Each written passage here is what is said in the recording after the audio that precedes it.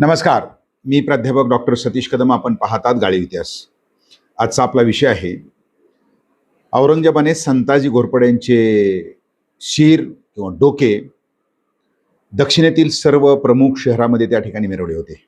त्याच्यानुसार आपल्या स्वराज्याला लाभलेले दोन महान सेनापती म्हणजे संताजी घोरपडे आणि धनाजी जाधव ज्यावेळेस संभाजीराजांची हत्या करण्यात आली 1689ला, त्यानंतर मराठ्यांची राजधानी जिंजी या ठिकाणी नेण्यात आली. छत्रपती राजाराम महाराज जिंजीला राहून कारभार करत असताना या मोगलांच्या अवाढव्य अशा प्रकारच्या फौजेला अंगावर घेऊन या दोघांनी मोगलांच्या सैन्याला पाणी पाजवण्याचं काम केलं. आणि म्हणूनच तुम्हाला पाण्यामध्ये संताजी धनाजी दिसतात का, अशा प्रकारे जी मोगलांची एक म्हण त्या ठिकाणी पडली होती. म्हणजेच त्यांचा एवढा भयानक अशा स्वरूपातला दरारा याच्यामध्ये होता. तर या संताजीचं निधन झालं आणि त्यानंतर त्याचं शिर कसं मिरवलं गेलं, या थोडक्या गोष्टी या ठिकाणी आपल्याला मांडायचे आहेत. तत्पूर्वी ज्यांनी सबस्क्राईब केलं नसेल आपल्याला, त्यांनी पटकन खालचं सबस्क्राईबचं बटन दाबा, जेणेकरून पुढचे व्हिडिओ आपल्याला पटकन पाहायला मिळतील. त्याचबरोबर आपल्या सूचना त्या ठिकाणी मांडा आणि आवडल्यास पोस्ट शेअर करा. त्याच्यानुसार ज्यावेळेस आपण पाहिलं आहे घोरपडे घराणं, म्हणजे खरं तर हे भोसल्यांचंच मूळ कुळ, मात्र मालोजी बाबा घोरपडेपासून यांचं जे घराणं होतं स्वराज्याच्या सेवेमध्ये त्या ठिकाणी दाखल झालं. आणि संताजीचे वडील मालोजी बाबा घोरपडे यांनी ज्या वेळेला, आपल्याला माहीत आहे की संगमेश्वर या ठिकाणी छत्रपती संभाजीराजांना मुखरब खानानं पकडायला जो हल्ला केला होता, त्याच्यामध्ये मालोजी बाबा घोरपडेंचं निधन झालेलं आहे. संताजी घोरपडे त्यावेळेला उपस्थित आहेत. म्हणजे मालोजी असतील, संताजी घोरपडे असतील आणि हिंदूराव, या तिन्ही बंधूंनी अतिशय स्वराज्यासाठी मोठ्या अशा प्रकारचं काम केलं. एवढंच नाही तर आपल्याला एवढी स्टोरी माहीत आहे की संताजी घोरपडेंच्या बाबतीतलं आपण पाहतो की छत्रपती संभाजीराजांची क्रूरपणे हत्या करण्यात आली. मात्र दुसऱ्या वर्षी त्याच जागेवर म्हणजे वडू परिसरामध्ये ज्यावेळेस औरंगजेब थांबलेला होता, तर त्याच्यावर हल्ला करून, त्याच्या तंबूवर हल्ला करून तो जागेवर सापडला नाही, म्हणून औरंगजेब त्या ठिकाणी वाचला. हल्ला करण्याचं काम या तीन बंधूंनी, घोरपडे बंधूंनी केलं. आणि म्हणून राजाराम महाराजांनी या संताजी बाबांना ममलकत मधार नावाचा एक बहुमान त्या ठिकाणी सन्मान केला होता, किताब दिला होता, म्हणजे राज्याचा आधार त्याला आपण म्हणता येईल.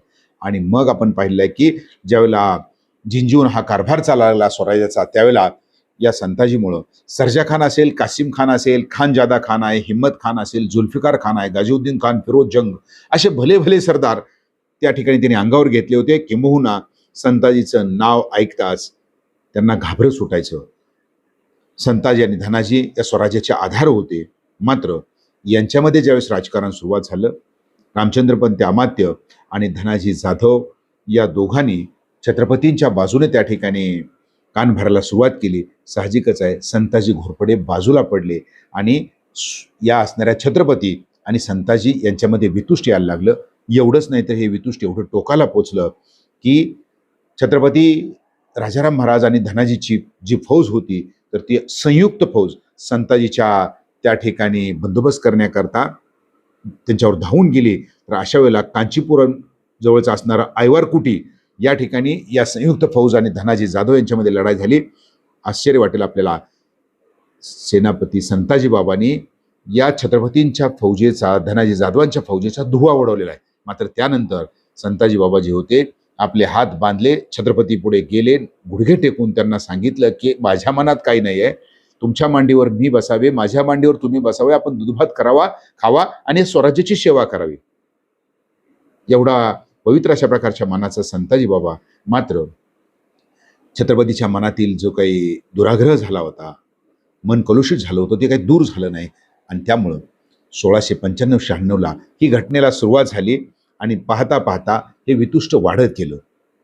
मग त्यानंतर ज्यावेळेस आपण पाहिलेलं आहे की संताजी जसं जसं बाजूला सरकायला लागला, तसं धनाजी असेल ते त्यांच्या पाठीवर त्या ठिकाणी, पाठलागावर त्या ठिकाणी सुरुवात झाली. तर अशा वेळेला ज्यावेळेस आपण पाहतो संताजीच्या बाबांच्या बाबतीतलं, तर त्यांना सर्वात जास्त शिवाय देणारा जो काही इतिहासकार असेल मोगलांचा, त्याचं नाव होतं काफी खान. तर तो काय म्हणतोय बघा, संताजीची पाळे मुळे खाणून काढावीत, किंवा ज्यावेळेस त्याचं निधन झालं तो नरकात प्रविष्ट झाला, अशा प्रकारचे शब्द वापरलेला आहे. मात्र तो काय म्हणतोय याच वेळेला की भले भले नामांकित वीर संताजीचे फक्त नाव ऐकताच त्यांना घाबरत सुटत होतं. आणि अशा वेळेला जर पाहिजेच असतं तर संताजी बाबा मोगलांना मिळाले असते. मोगलांना मिळाल्यानंतर त्यांना किती मोठा किताब मिळाला असता. मात्र ज्यांच्या अंगामध्ये या असणाऱ्या स्वराज्याच्या असणाऱ्या भक्तीचं रक्त सामावलेलं होतं, घोरपडे घराण्याचं रक्त सामावलेलं होतं आणि प्रसंगी आपल्या प्राणाची आहुती देण्याचं त्यांच्याकडे वारसा होता. त्यांनी दक्षिणेतून आता आपला काढता पाय घेतला आणि हळूहळू करून ते आपल्या स्वराज्यात या ठिकाणी यायला लागले. पाठीमागून धनाजीची फौज लागलेली होती आणि त्यातच आयवारकुटीच्या युद्धामध्ये एक निंबाळकर, अमृतराव निंबाळकरांना त्यांनी ठार केलं होतं. त्यांचे बंधू हनुमंतराव निंबाळकरही त्याच्या पाठलागावर होते. आणि दुसऱ्या बाजूला आपण पाहिलं की तो संताजी बाबा जो असेल, कोप्पल, गदग वगैरे या परिसरात येत असताना तिथं लुप्तुल्ला खान नावाचा किंवा त्याच्यासोबत असणारा म्हणजे त्याचा जो मुख्य सेनापती होता, जो फिरोज जंग आहे, तोही त्याच्या पाठलागावर त्या ठिकाणी थांबून होता. की एका बाजूने असणारा हा जो फिरोज जंग आहे आणि दुसऱ्या बाजूला आपण पाहिलं असेल की या धनाजीची फौज पाठीमागे लागली आणि हळूहळू करून संताजीचे बरेचसे जे काही सेनापती होते त्यांना सोडून चालले. फौजी कमी व्हायला लागली. मात्र त्यांना लक्षात आलं की आता आपण यांच्यापुढे टिकाव धरू शकत नाही आणि म्हणून त्यांनी आपला गनिमी काव्याचा जो प्रदेश होता, महादेवाचा डोंगर ज्याला आपण म्हणता येईल, शिखर शिंगणापूरचा, या परिसरामध्ये आश्रय घेण्याचं त्यांनी ठरवलं.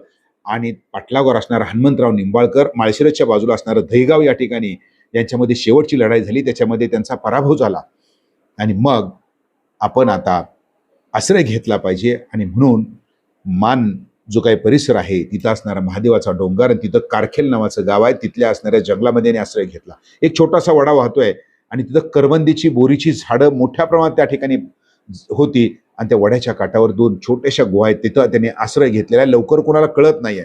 आपण आता आपली तयारी करावी आणि पुन्हा एकदा आपण याला सामना करावा, अशा प्रकारचा त्यांचा प्रयत्न होता.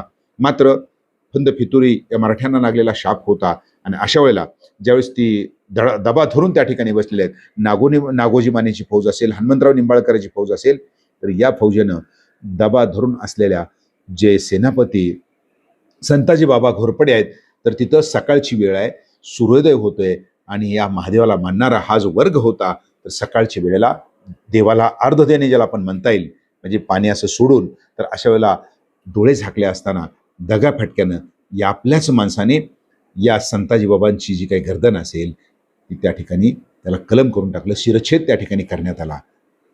साक्षात म्हणजे या असणाऱ्यांचं असं दुर्दैवी निधन झालं. त्यानंतर त्यांचं जे शिर असेल नागोजी मानेने घेतलं, ते धनाजी जाधवाकडे असेल किंवा मिरवण्याकरता बाहेर त्या ठिकाणी काढलं. मात्र त्याच वेळेला तिथं असणारा जो सरदार होता गाजीउद्दीन फिरोज जंग आणि त्याचा जो सेनापती असणारा, सहकारी असणारा लुत्फुल्ला खान यांना पाहिल्यानंतर ते शिर तिथंच ते टाकून निघून गेले. ते शिर या फिरोजंगाच्या हाती लागले. फिरोजंग म्हणजेच निजामाचा असणारा वडील. त्याला एवढा आनंद या दोघांना झाला की आपणच संताजी घोरपडेंना हरवलं किंवा काय, अशा प्रकारे त्यांची भावना झाली आणि म्हणून त्यांनी आता एकमेकाने हुशारक्या मारायला सुरुवात केली. सरदार ज्या असणारा औरंगजेबाचा मुक्काम, आता ही घटना आहे जुलै 1697च्या आसपासची. तर तशा वेळेला यांनी औरंगजेबाचा मुक्काम यावेळेला सोलापूर जिल्ह्यातल्या बेगमपूरच्या बाजूला असणारं ब्रह्मपुरी नावाची जी काही गाव आहे तिथं छावणी पडली होती, तिथं मुक्काम होता. हे जे असणारं संताजी बाबाचं जे काही शिर असेल, मुंडका आहे, तर ते ख्वाजा बाबा तुरानी या माणसाच्या हातामध्ये, या सरदाराच्या हातामध्ये देण्यात आलं आणि ब्रह्मपुरीकडे पाठवण्यात आलं. म्हणजे माळशिरसपासून त्यांचं जे काही शिर असेल, मुंडका असेल, ढोका असेल, ते आता औरंगजेबाकडे त्या ठिकाणी पाठवण्यात आलेलं आहे. आणि अशा वेळेला जर आपण या माळशिरसून पुढं जायला लागलो मानखटावकडं, तर त्यावेळेला आपल्याला दिसतंय की रस्त्याला कारखेल नावाचं गाव लागतंय. त्या कारखेलला एक जिल्हा परिषदेची शाळा आहे. तर तिथं बाकीच्या लोकांनी त्यांच्या असणाऱ्या धडाची, म्हणजे शिर नसणाऱ्या धडाचे तिथं अंत्यसंस्कार त्या ठिकाणी केले. आणि अशा वेळेला जे यांचं जे शिर होतं, तर ते शिर घेऊन ख्वाजा बाबा तुरानी ब्रह्मपुरीला, सोलापूरच्या असणाऱ्या जवळ असणाऱ्या ब्रह्मपुरी या ठिकाणी छावणीत पोहोचले. हे पोचल्यानंतर औरंगजेबाला अत्यानंद त्या ठिकाणी झाला की एखाद्या मोठ्या अशा प्रकारच्या शत्रूचं, औरंगजेब खरं तर छत्रपती शिवाजी महाराजांनंतर तो खऱ्या अर्थानं थोडाफार मनामध्ये घाबरलेला असायचा, तो म्हणजे संताजी बाबाला. कारण का, प्रत्यक्षात यांनी त्याच्या छावणीवर हल्ला करून त्याचं कळस कापून नेला होता. ज्यावेळेस त्याने पाहिलं की हे शिर जे आहे, डोकं जे आहे आपल्या समोर आणण्यात आलेलं आहे, त्यांनी सांगितलं आनंदोत्सव आज साजरा करा. नगार नौबती त्या ठिकाणी वाजवा. आणि एवढंच नाही, त्यांनी ईश्वराचे आभार मानले आणि त्यांनी सांगितलं की या संताजीचं जे शिर असेल, डोका असेल, ते भाल्याच्या टोकावर अडकवा आणि दक्षिणेतील मुख्य मुख्य ठिकाणं जे असतील, मुख्य शहरं असतील, जिथं या मोगलांच्या लष्कराचा तळ लागलेला आहे, तिथं तिथं हे मिरवा, जेणेकरून संताजीची भीती या मोगलांच्या असणाऱ्या सैनिकाच्या मनामधून जाईल. तर अशा रीतीनं त्यांचं जे शिर होतं, डोकं होतं, त्या भाल्याला अडकावून सर्वत्र त्या ठिकाणी मिरवलं गेलं. ज्यावेळेला आपण या गुढीपाडव्याची चर्चा करतो की गुढीपाडवा संभाजी महाराजांचे जे डोका असेल त्याचा गुढीपाडवा त्या ठिकाणी साजरा केला जातो. अरे अशाच प्रकारची जर घटना असती, मग संताजी बाबांच्या रूपानं दुसरा कुठला सण साजरा केला गेला असता का, हे आपल्याला माहीत असलं पाहिजे. अशा प्रकारच्या भाकड कथा लोक रचतायत, असं कुठल्याही प्रकारचं नसतं. गुढी परंपरा ही वेगळी आहे. मात्र संताजी बाबांचं जे काही शिर असेल तशाच प्रकारे आपल्या फौजेमध्ये मिरवलं आणि स्वतःला दिलासा करून घेतला. ही वेगळी घटना ही त्याच्यामध्ये या ठिकाणी आहे. अशाच प्रकारचे व्हिडिओ पाहण्यासाठी आपण लाईक करा, शेअर करा. जे नवीन असतील पुन्हा विनंती की सबस्क्राईब करायला विसरू नका. धन्यवाद आणि पाहत राहा गाळीव इतिहास.